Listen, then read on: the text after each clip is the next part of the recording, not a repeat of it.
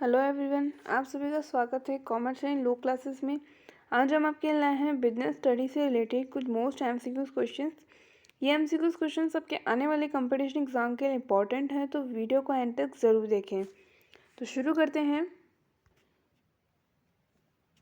आज का हमारा फर्स्ट क्वेश्चन, निम्नलिखित में से किस वर्ष 44 राष्ट्रों के प्रतिनिधित्व मंडल द्वारा ब्रिटेन वुड्स करार कर हस्ताक्षर किए गए, जिसके परिणाम स्वरूप आईएमएफ का गठन हुआ? ऑप्शंस हैं 1940, 1952, 1944, 1957। तो यहाँ हमारा करेक्ट आंसर है ऑप्शन सी 1944। इन सभी क्वेश्चंस की डिटेल इन बॉक्स में दे रखी है, आप चाहें तो पढ़ सकते हैं। नेक्स्ट क्वेश्चन, फेमा FEMA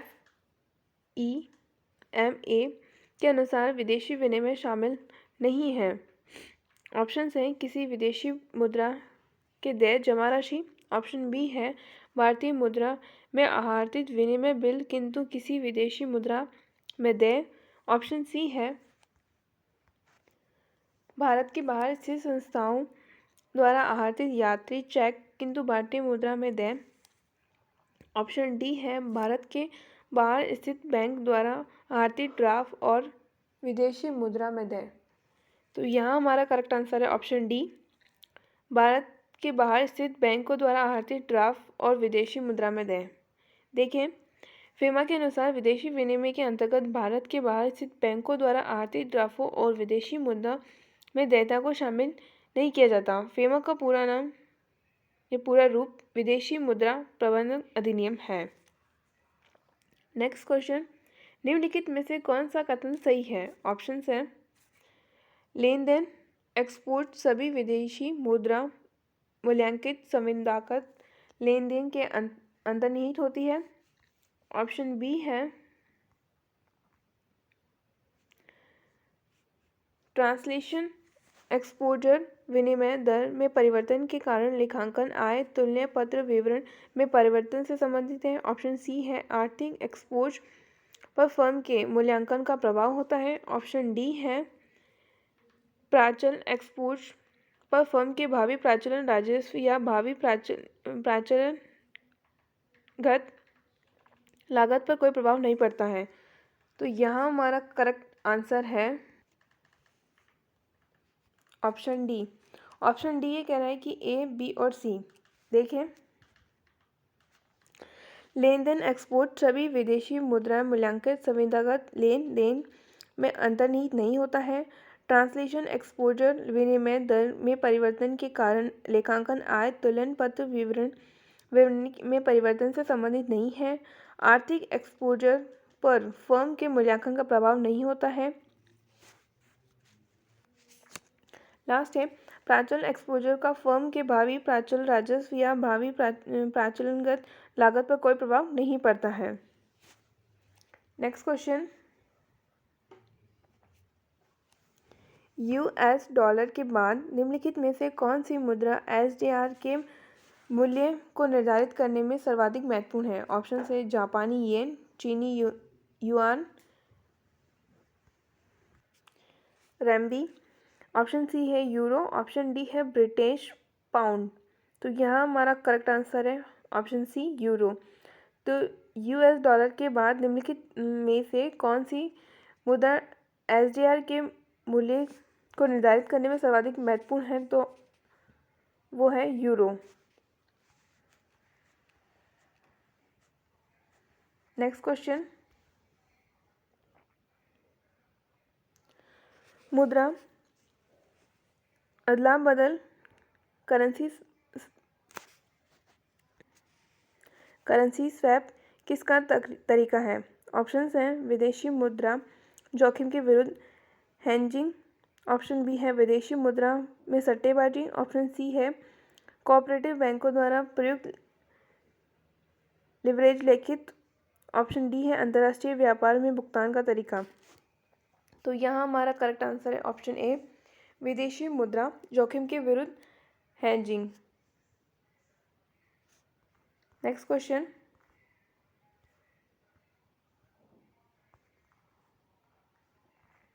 निम्नलिखित में से कौन सा संस्थान विश्व बैंक समूह का भाग नहीं है? ऑप्शंस हैं अंतर्राष्ट्रीय विकास संघ, अंतर्राष्ट्रीय मुद्रा कोष, अंतर्राष्ट्रीय वित्त निगम, बहुपक्षीय निवेश गारंटी एजेंसी।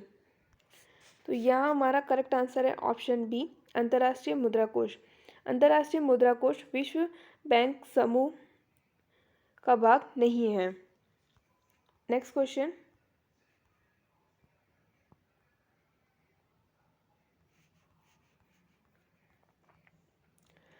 अंतर्राष्ट्रीय बाजारों के कम अनुभव वाले एक उद्यम का अंतर्राष्ट्रीय व्यापार में प्रवेश का सर्वाधिक उपयुक्त माध्यम कौन सा है? ऑप्शन है अधिग्रहण, रणनीतिक सहयोग, संयुक्त उद्यम, निर्यात। तो यहाँ हमारा करेक्ट आंसर है ऑप्शन डी, निर्यात।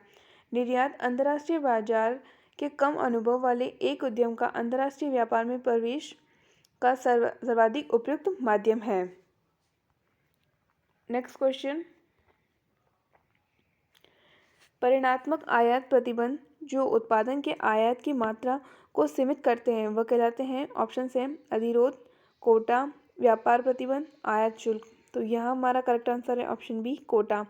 कोटा परिणात्मक आयात प्रतिबंध जो उत्पादन के आयात की मात्रा को सीमित करता है।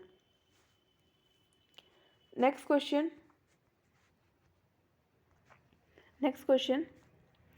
निम्नलिखित में से कौन सा अपारस्परिक पाटन का दृष्टांत है? ऑप्शंस हैं चिटपुट पाटन, परभिक्षी पाटन, व्युत्क्रमी पाटन, सतत पाटन। तो यह हमारा करेक्ट आंसर है ऑप्शन सी, व्युत्क्रमी पाटन। तो व्युत्क्रमी पाटन अपारस्परिक पाटन का दृष्टांत है। नेक्स्ट क्वेश्चन, वे कंपनियां वर्तमान में क्या कहलाती हैं जिसका दुनिया भर में बड़ी संख्याओं के देशों में व्यवसाय है? ऑप्शन हैं पारदेशीय निगम, टीएनसी। ऑप्शन बी है बहुराष्ट्रीय निगम, एमएनसी। ऑप्शन सी है वैश्विक निगम, जीसी। ऑप्शन डी है बहुराष्ट्रीय उद्यम, एमएनई। तो यह हमारा करेक्ट आंसर है ऑप्शन सी, वैश्विक निगम, जीसी। वैधानिक निगम, जीसी वह कंपनियां हैं, ऐसी कंपनी जिसकी व्यवसाय पूरे विश्व में फैला होता है, उन्हें वैश्विक निगम कहते हैं। नेक्स्ट क्वेश्चन, विदेशी बाजार में प्रवेश की कौन सी विधि में जोखिम और लाभ की संभावना सर्वाधिक होती है? ऑप्शंस हैं अप्रत्यक्ष निर्यात, प्रत्यक्ष निर्यात, प्रत्यक्ष निवेश, संयुक्त उद्यम।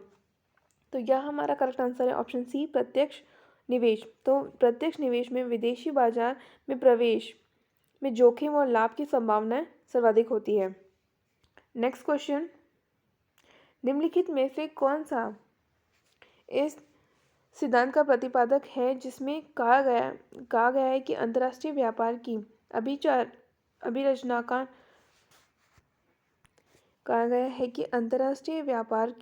अभिरचना का निर्धारण बंदोबस्ती कारक से नहीं बल्कि उत्पादकता कारक से होता है? ऑप्शंस हैं Adam Smith, David record, Heckscher तथा बॉल्टेन ओहेल। ऑप्शन डी है माइकल पॉटर। तो यहाँ हमारा करेक्ट आंसर है ऑप्शन सी, हेक्सर तथा बॉल्टेन ओहेल। देखिए अंतर्राष्ट्रीय व्यापार मॉडल के संबंध में हेक्सर तथा बॉल्टेन ओहेल ने प्रतिपादित किया है कि अंतर्राष्ट्रीय व्यापार की अभिरचना का निर्धारण बंदोबस्ती कारक से नहीं बल्कि उत्पादन कारक से होता है। नेक्स्ट क्वेश्चन, निम्नलिखित में से किन्हें अंतर्राष्ट्रीय तरलता में शामिल किया गया है? और सही कोड चुनिए, मतलब हमें यहाँ करेक्ट कोड बताना है। निम्नलिखित देखिए विदेश ऑप्शंस हैं विदेशी मुद्रा भंडार, ऑप्शन बी है विभिन्न देशों की उधार लेने की क्षमता, ऑप्शन सी है स्वर्ण भंडार। तो यहाँ हमारा करेक्ट कोड है ऑप्शन डी। ऑप्शन डी ये बता रहा है कि फर्स्ट, सेकंड, थर्ड तीनों सही है। तो अंतर्राष्ट्रीय तरलता में शामिल किया जाता है विदेशी मुद्रा भंडार को, विभिन्न देशों के उधार लेने की क्षमता को, स्वर्ण भंडार को। देखें, सामान्यतः अंतर्राष्ट्रीय तरलता का अर्थ है भुगतान की तरलता को तरलता से लगाया जाता है, किंतु विस्तृत अर्थ में अंतर्राष्ट्रीय तरलता में वे सभी साधन शामिल होते हैं जो विभिन्न देशों के मुद्राधिकारियों को भुगतान संतुलन संबंधी घाटे को पूरा करने के लिए उपलब्ध है, जिसमें निम्न शामिल है। पहला है विदेशी मुद्रा भंडार, दूसरा है विभिन्न देशों से उधार लेने की क्षमता और तीसरा है स्वर्ण भंडार। Next question,